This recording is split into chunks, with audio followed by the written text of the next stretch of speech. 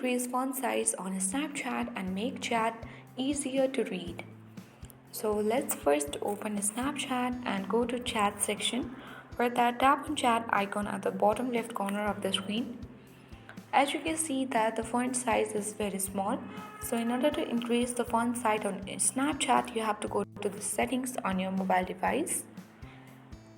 Then on the section of settings, you need to tap on display and brightness. Scroll down and tap on font. And with the help of the slider of font size, you can increase the font size and make it very large. You can also change the font style, but for now let's keep as it is and tap on apply button.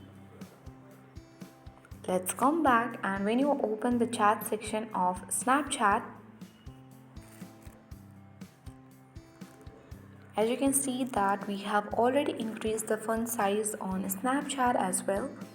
That help us to read the chat easily. So thank you for watching and see you in the next video.